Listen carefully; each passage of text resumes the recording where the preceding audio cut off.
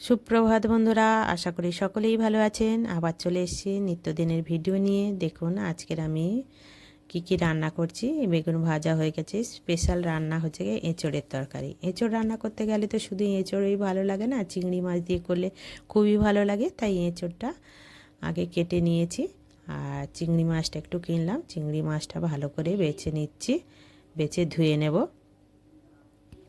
দেখুন, আর এদিকে আমি সকালবেলা উঠে বেগুন ভাজা, ফুলকপি ভাজা এবং চিংড়ি শাকের সবজি আর এঁচোড়ের সবজি সমস্ত কিছু কেটে গুছিয়ে রেখে দিয়েছি।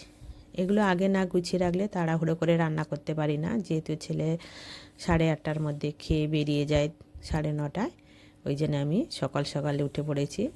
নিত্যদিনের এরকমই চলে। এবার কড়াইতে তেল বসিয়ে দিলাম, গোটা গরম মশলা দিয়ে দিয়েছি। এবার আজকে টমেটোটা বাটতে পারিনি, তাই গোটা টমেটো দিয়ে আগে দিয়ে দিলাম তেলের মধ্যে। ভালো করে মজে গেলে তারপরে মশলাগুলো দেব।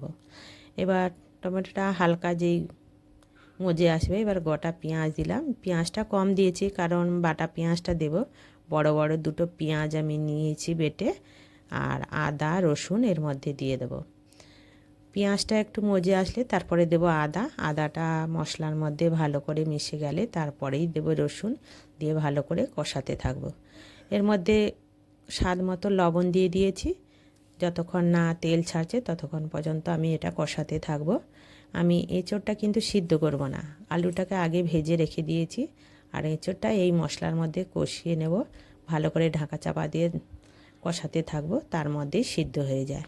আমি সিদ্ধ করলে মানে এঁচোড়ের যে স্বাদটা সেটা নষ্ট হয়ে যায়, জলসা জলসা মতন লাগে। তাই আমি কোনো দিনই এঁচোড়ই সিদ্ধ করি না।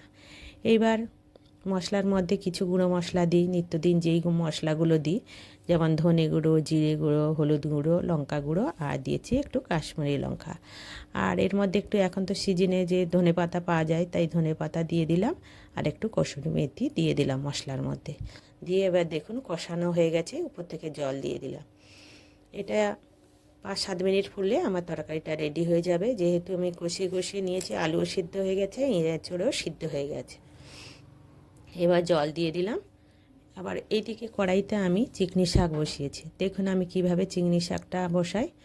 আমি প্রথমে কড়াইতে তেল দিয়ে দিয়েছি, পেঁয়াজ আর কাঁচা লঙ্কা আর পেঁয়াজ পাতা ফোড়ন দিয়েছি, দিয়ে আলু বেগুনটা দিয়ে ভালো করে কষিয়ে নিয়েছি। কষানো হয়ে গেলে উপর থেকে এই যে চিংড়ি শাকটা দিয়ে দিলাম। চিংড়ি শাকটা আমরা খেতে খুবই ভালোবাসি, মেদিনীপুর থেকে প্রত্যেক বছরই আসে, আর এটা আমাদের মাঝে মধ্যে রান্না করা হয়। আর এর মধ্যে আমরা কিন্তু জল দেব না, এর মধ্যে আমি ভাতের মাড় দিয়ে রান্না করি। আর আরেকটা কড়াইতে বসিয়ে দিয়েছি, দুধারে রান্না করতে বসিয়েছি, কারণ আমার তো খুব তাড়াতাড়ি রান্না করতে হবে, তাই দুধারে কড়াইতে বসিয়ে রান্নাটা করে নিই। দেখুন ওইদিকে টক বসিয়েছি, আর এইদিকে চিংড়ি শাকের ঘন্ট হচ্ছে। এই যে ভাতের মাড় দিয়ে রান্না করছি। আপনারা কেউ যদি ভাতের মাড় দিয়ে চিংড়ি শাক রান্না করেন তাহলে কমেন্টে অবশ্যই জানাবেন, আর চিংড়ি শাক কেমন করেন অবশ্যই দেখাবেন। দেখুন আমাদের এঁচোড় রান্না কমপ্লিট, আর চিকনি শাকও কমপ্লিট। এবার হয়ে গেছে আমাদের ফুলকপি ভাজা, বেগুন ভাজা। এবার ছেলের জন্য খাবার নিয়ে বসে গেছি। ভিডিওটা যদি ভালো লাগে অবশ্যই একটা লাইক কমেন্ট করবেন, আর এরম ভিডিও দেখতে চাইলে অবশ্যই কমেন্টে জানাবেন। ভিডিওটা ভালো লাগলে অবশ্যই একটা সাবস্ক্রাইব করে দেবেন। দেখা হচ্ছে অন্য একটা ভিডিওতে। আপনারা ততক্ষণে সুস্থ থাকুন।